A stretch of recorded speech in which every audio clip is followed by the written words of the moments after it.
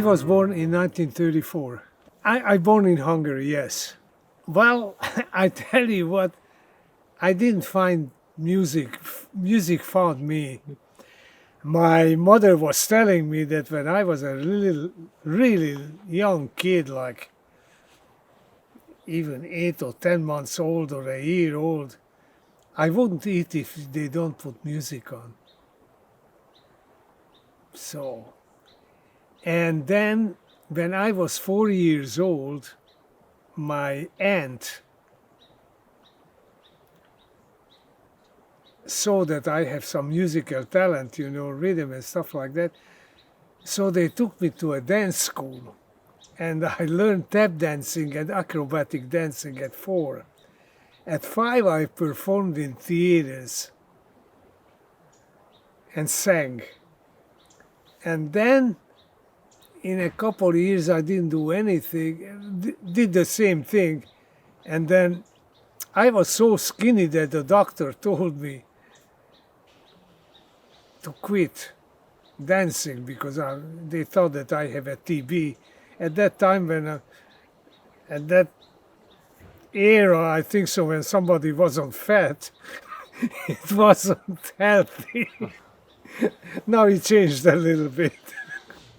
So I was a really skinny kid, and they told me not to dance because it was not good for me. So my aunt started me to play accordion, and I had a very nice accordion that they bought me, and I took lessons. I hated the accordion because it was heavy, and you know, on my shoulder, I was a skinny kid, so I didn't like it, and then I started to play the piano, and that was it. And then when we went to Venezuela, that's where I was early teenager when we went to Venezuela, and then I went to school. I finished my schooling, high school and stuff like that, and I started to play seriously the piano. And then I went to the Conservatory of Music of Caracas. It was called the Escuela Superior de Música de Caracas. That was the name of it.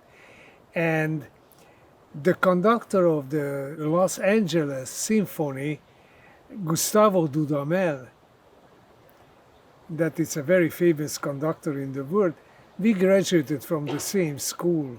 I mean, I graduated like 30 years before he did.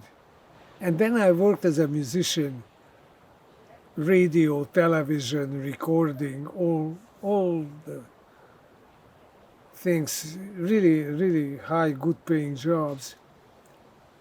And then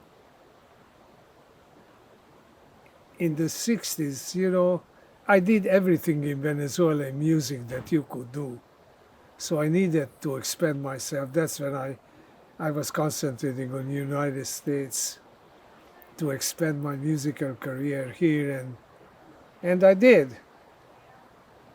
And so that's about the story.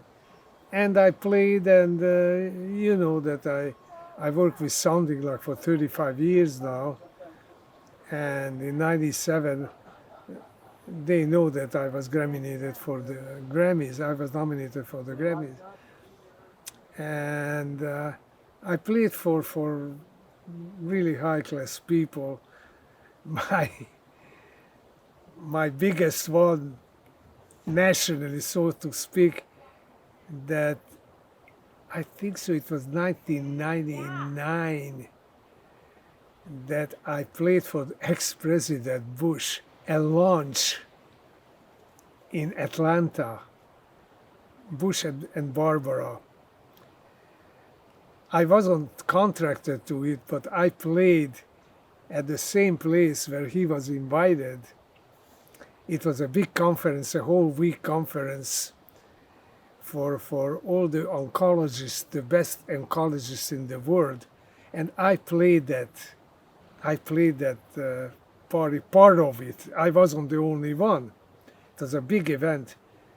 And it seems to be that Saturday night, Saturday in the daytime, the manager of the big conference hall called me up. He says, "Would you mind to play President Bush?"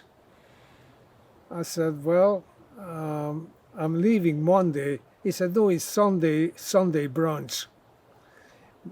I think so. They hired a quartet, a string quartet, and maybe for some political reason they canceled.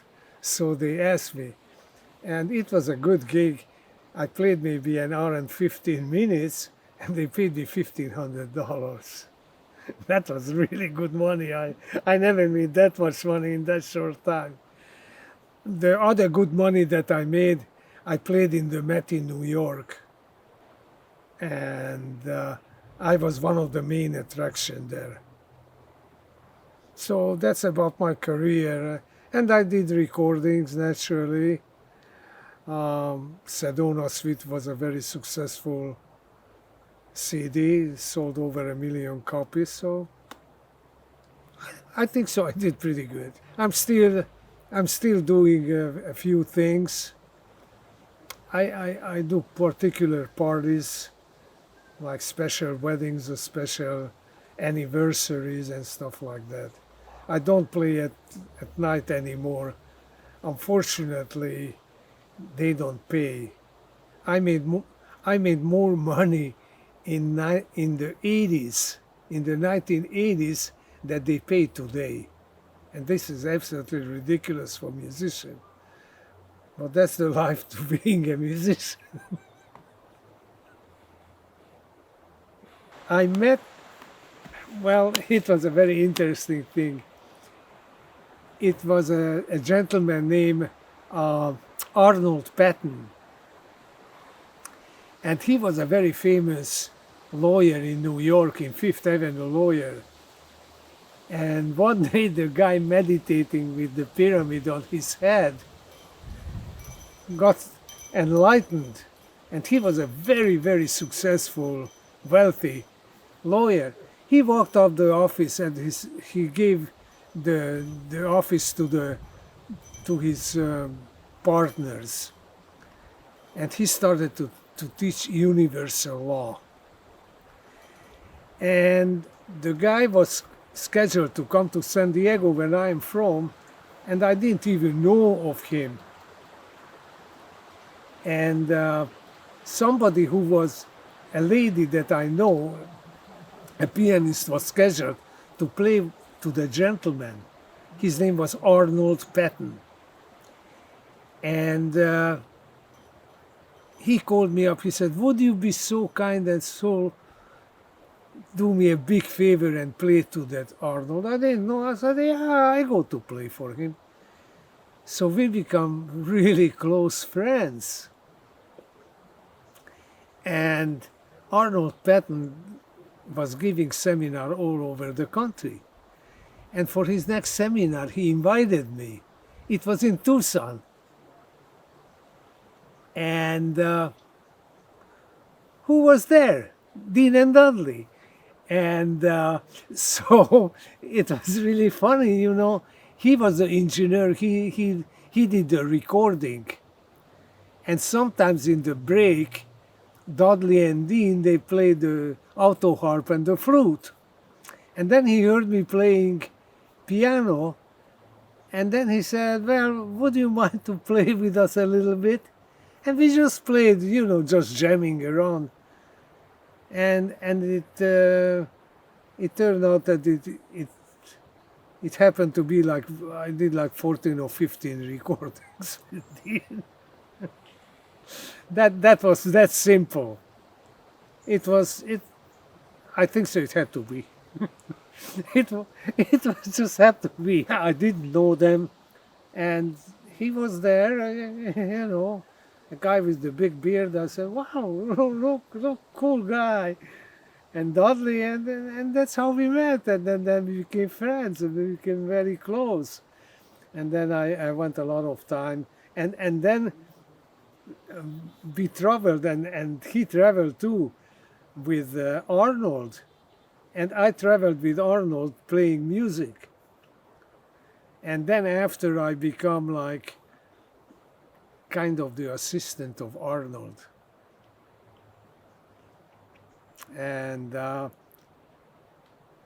was very familiar with his teaching. So in the break when he went to rest, I was the one who was asked all the questions. So I had to answer all the questions. What was that? What was that? But I was very familiar with the material. I read his book quite a few times, and I went a ton of his seminars. So did Dean and Dudley. That's how we met, that's how we connected. And now here is the 40th anniversary of Soundings. I'm with Sounding for 35 years. My philosophy that everything in this universe is energy. And the energy connect. Either you connect with the energy or you don't. You know, like everything is energy. All the connection with the other people, with a lot of the animals like the dolphins, and you know, it's an energy that you connect. And you know, like some people call, oh, God. God is nothing. God is an energy. Either you connect with him or with her or whatever. It's an energy. It's not a he or she. It's an energy. It's a universal energy.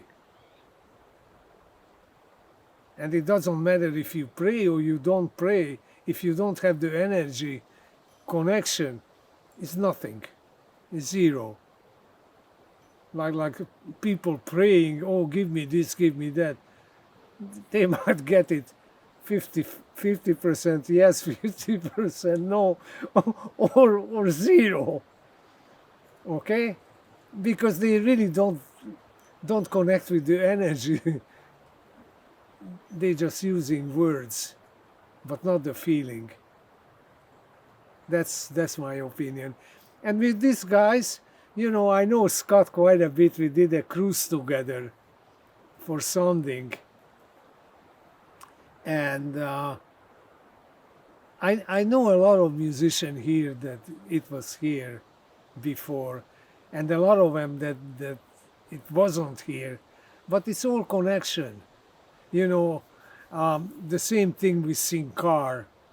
You know, when I first met Sinkar, we used to work for the same company in Phoenix.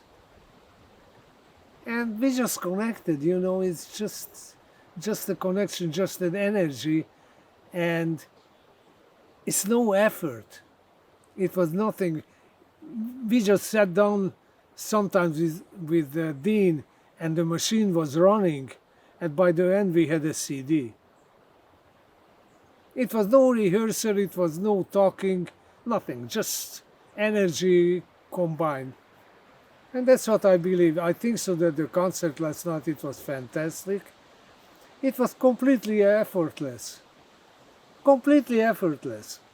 It was just flowing. That was my impression. It was no effort, it was nothing, you know, it was a little rehearsal, but that doesn't mean anything. The connection was there. If you don't have the connection, you can rehearse a year and then it doesn't turn out. You were here when we rehearsed. The concert turned out completely different. It's a different energy. It's the energy from the people who were there. It's the vibration of the energy in the hall, in the other musician, the audience. And you guys, naturally, who did the video and the audio and all the sound and everything, it's just energy. And it was wonderful, and I think so it was great.